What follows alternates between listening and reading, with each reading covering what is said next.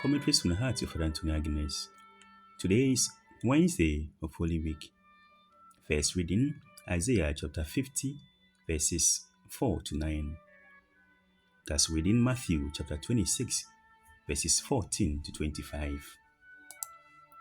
One of the 12, the man called Judas Iscariot, went to the chief priest and said, "What are you prepared to give me if I hand him over to you?" They paid him 30 silver pieces, and from that moment he looked for an opportunity to betray him. Friend, these are the first lines of the God's reading for today. And from that moment he looked for an opportunity to betray him. That is called spying. Spying. When you are looking for the appropriate day to catch somebody, to betray him, as we have here, you are spying on a person, you are spying on him.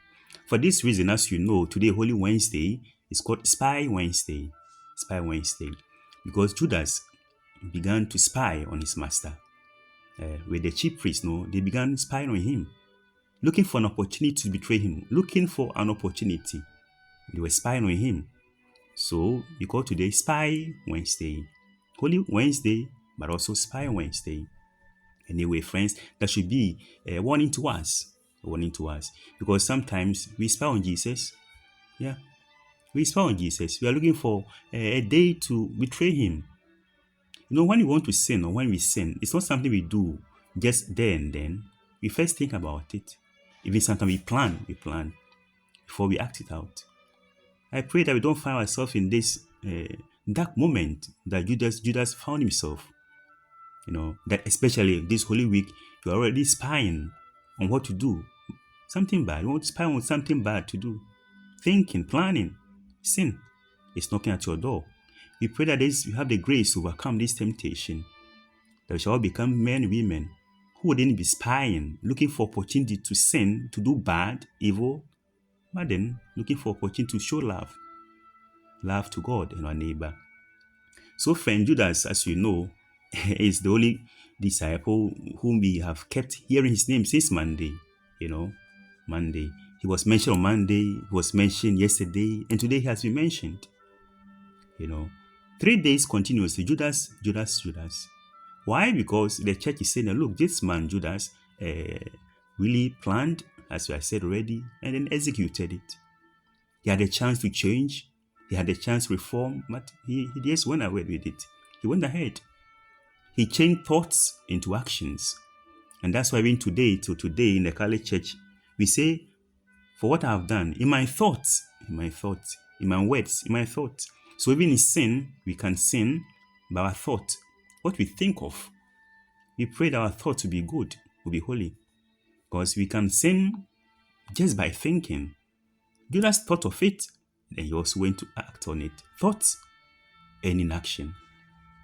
Friends, we are told that on the first day of the unleavened bread, this is still from the God's reading, the disciples came to Jesus and said, "Where do you want us to go and have the preparation for the supper?"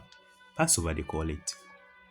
This first day of unleavened bread in this part of this gospel, Matthew, we are reading, was the day before the Passover, and the Passover was on Friday, which means that this day will be a Thursday, which we shall have tomorrow.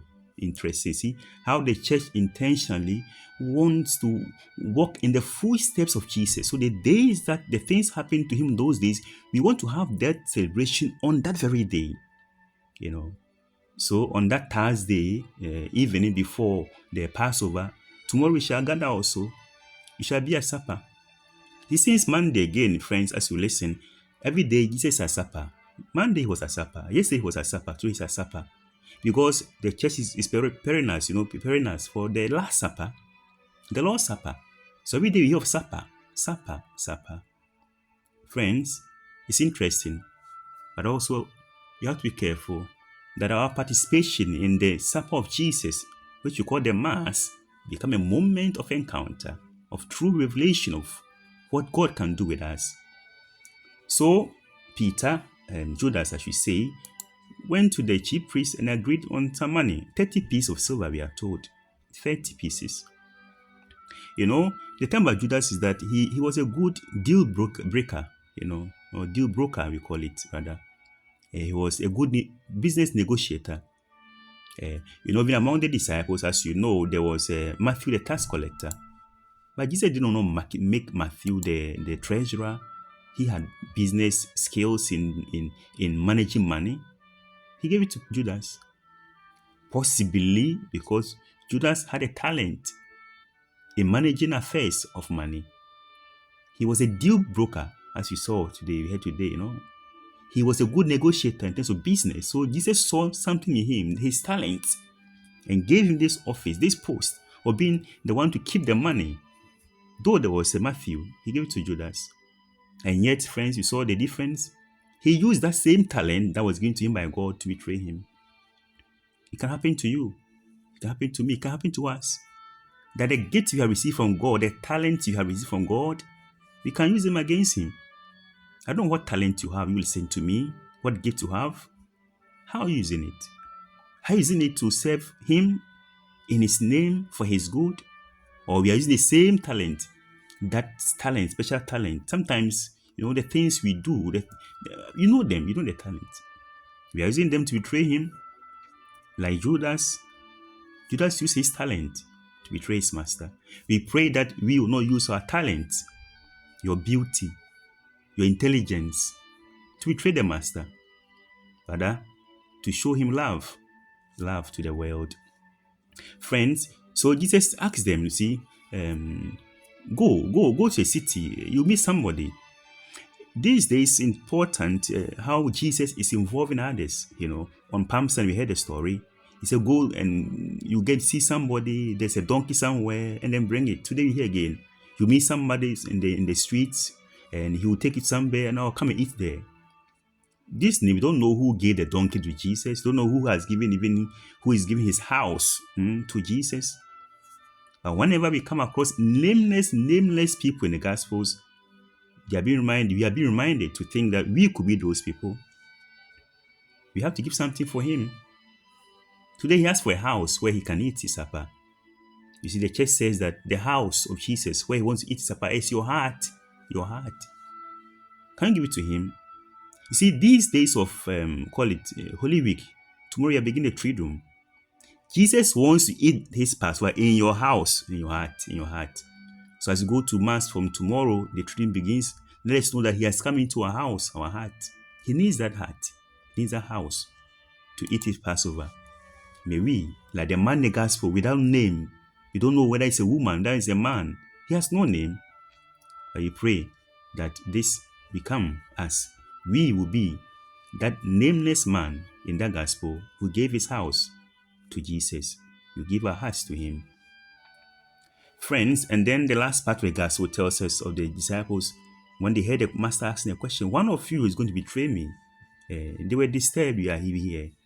But they started asking, Lord, is it I? Is it I? Is it I? What is revealing and also interesting but beautiful about these disciples is that they didn't say, Lord, is it my husband? I think I know him. He can do it. Is it my wife?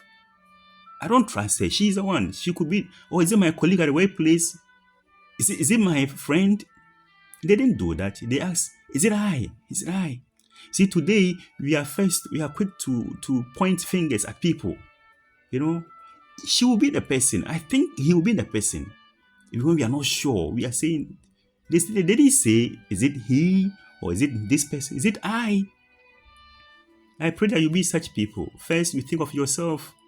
Don't go around pointing at fingers at people, accusing them falsely when you have no evidence. And then when something happens, you go to know somebody's story, her history, his background. You are saying that she'll be the person, he'll be the person. Already you are judging him. They didn't say, is it him? Is it her? Is it I? Is it I? This is beautiful about their disciples. They thought of themselves because they knew that each of them sitting there wasn't strong enough. They're weak. They're all weak. They could betray him. Indeed, we shall hear soon when that day came, they all ran away from him. So they were right. They ran away from him. Nobody stayed. They all ran away when he was caught. They ran away from him. So is it I? And then our man, Judas, again asks himself, Lord, is it I? And then the reply of the master is important for us. Their own words, he told Judas.